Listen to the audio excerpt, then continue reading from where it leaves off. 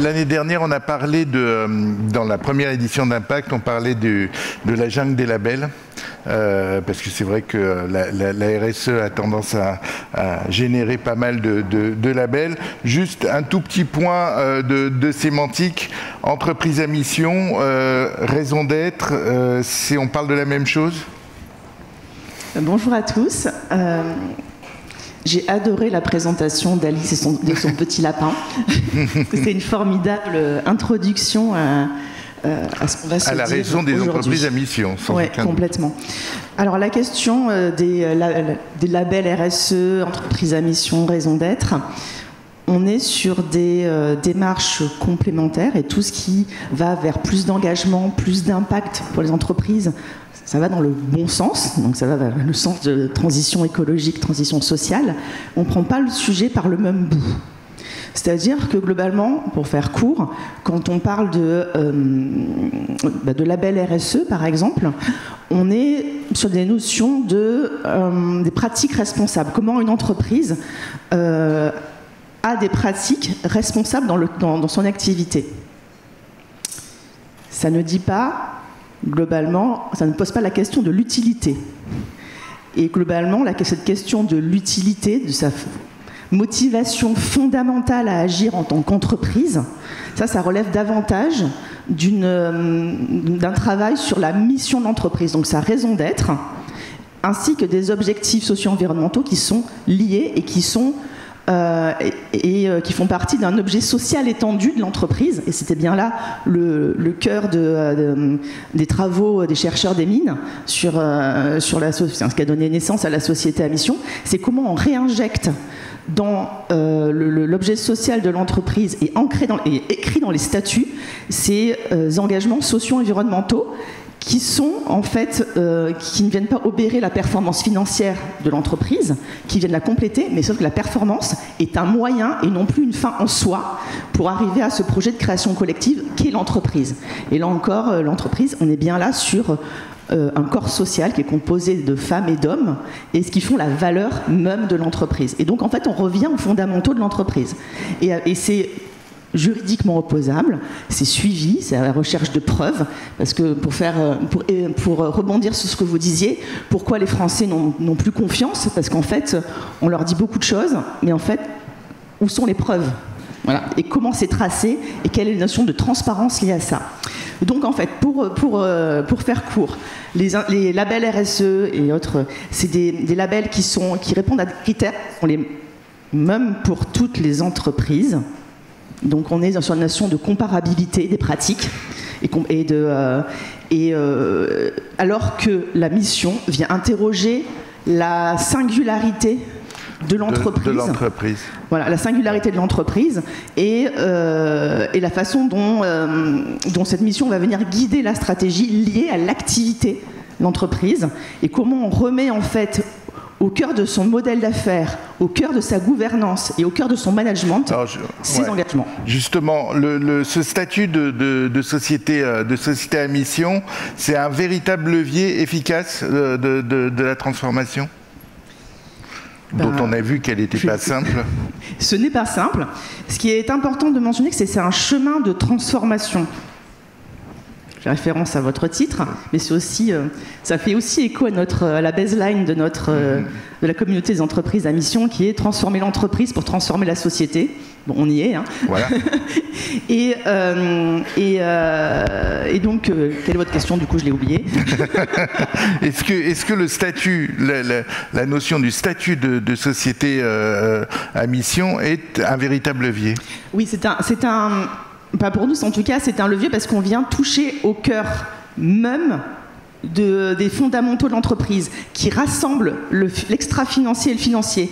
Et bien longtemps, la RSE était un truc à côté de l'entreprise. Voilà. Alors le premier niveau, c'est la compensation. Alors là, pour le coup, c'est absolument pas transformatif. C'est se donner bonne conscience. Le deuxième niveau, c'est les pratiques. Et le troisième niveau, c'est comment on intègre dans son modèle d'affaires, dans son innovation, ces sujets sa contribution sociétale en tant qu'entreprise en fonction de son histoire, en fonction de son secteur d'activité et en fonction de ce qu'on veut donner à voir pour les années à venir. Et en fait, comme ça vous paraît un peu hors sol, mais en fait, cette raison d'être à laquelle on adjoint des objectifs qui sont suivis dans le temps, qui sont contrôlés par un nouvel organe de gouvernance qui est le comité de mission, qui est composé de salariés ainsi que de parties prenantes externes, d'actionnaires, et aussi contrôlé par un organisme tiers indépendant, va faire en sorte qu'en fait on n'oublie jamais cela. Et la mission va venir, on parle souvent de mission qui vient guider la stratégie de l'entreprise, et la stratégie de l'entreprise qui lui est propre. Et en fait, c'est en ça que c'est différent de critères RSE qui sont... voilà, pareil. C'est vrai que ces derniers temps, on a beaucoup parlé du secteur des EHPAD et autres. Voilà, cette crise sur ce secteur-là qui est éminemment problématique, notamment en termes d'intérêt général. Ben, on peut être très bon. Par exemple, en performance, les bâtiments peuvent être très bons en performance énergétique. Oui, pour autant, ça ne vient pas traiter la question de du prendre soin. De la même manière, tout à l'heure, Corinne parlait de la raison d'être et comment elle était activée chez les Échos Le Parisien. Pour un média tel que les Échos Le Parisien, on ne va pas venir appréhender les mêmes sujets d'impact que pour une entreprise de textile ou une entreprise de bâtiment. C'est aussi faire prendre en compte en fait, qu'on n'a pas tous les mêmes champs d'impact. Et la mission va permettre de transformer ça. Justement, vous accompagnez les entreprises qui vous rejoignent dans la formulation de leur mission. Est-ce qu'il y a une prédominance de la préoccupation environnementale ou pas ? En fait, dans la raison d'être, bien souvent, on retrouve les deux dans les objectifs, donc dans les engagements que les entreprises prennent et qu'elles vont devoir suivre dans les années à venir. Donc, ces engagements qui sont le socle de la transformation, de leur transformation. Les enjeux sociaux se prédominent sur les enjeux environnementaux. D'accord. Et dans les enjeux sociaux, je crois que c'est 92% des objectifs de mission qui intègrent des enjeux sociaux, pour beaucoup aussi liés à des enjeux sociaux internes à l'entreprise. Et les enjeux environnementaux sont plutôt de l'ordre de 68% des missions qui intègrent ces enjeux environnementaux. Et là, on retrouve justement la partie climat, biodiversité, mais aussi comment on développe l'économie circulaire. Et ça, de manière très pratique par rapport, en fait, à encore une fois, à leur modèle d'affaires. Voilà. Et ça ne sera pas la même chose pour un média que pour une entreprise du bâtiment. Un dernier mot, il y a essentiellement des TPE et des PME qui ils sont 79% de la communauté. Ça veut dire que les grandes, ça ne les intéresse pas ou c'est juste qu'il y en a moins ? Alors aujourd'hui, on compte 619 sociétés à mission en France, donc 619 entreprises qui ont effectué leur changement statutaire pour intégrer dans leur statut cette raison d'être et ces objectifs socio-environnementaux cœur. Voilà. Donc, en fait, ça demande du temps. Ça demande du temps. En moyenne, c'est entre 6 mois et 18 mois. En dessous de 6 mois, c'est pas sérieux.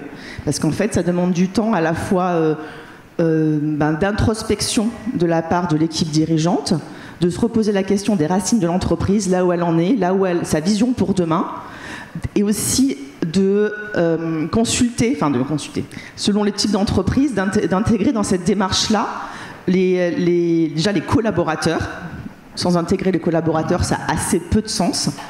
D'autant plus que, quand on le voit, le premier retour d'expérience positif des entreprises, le premier impact positif, c'est sur l'engagement des collaborateurs et aussi l'attractivité de l'entreprise.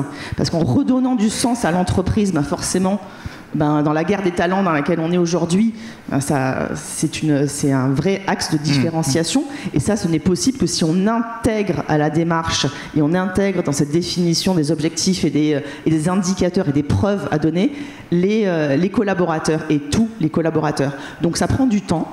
Et c'est donc sûr que pour une entreprise de 20 personnes, c'est plus rapide. En termes de gouvernance, d'actionnariat. Parce que les actionnaires viennent voter aussi forcément ces nouveaux statuts. Ça prend moins de temps pour une petite entreprise que pour les 250 000 salariés de la Poste, par exemple. Voilà. Et donc du coup, mais c'est aussi le reflet du tissu économique français. 79% des sociétés à mission sont des entreprises de moins de 50 collaborateurs.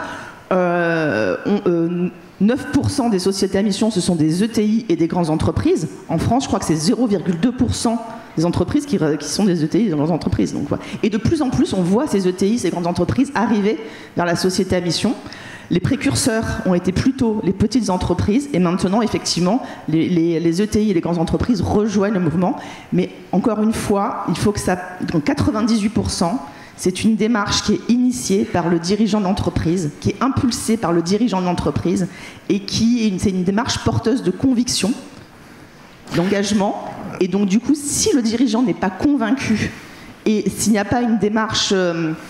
on va dire oui, engagé et puis sincère, ça se voit tout de suite. Ouais. Bien, et bien voilà, s'il y a des dirigeants dans la salle qui le sachent, il faut qu'ils soient engagés. Merci beaucoup. Merci.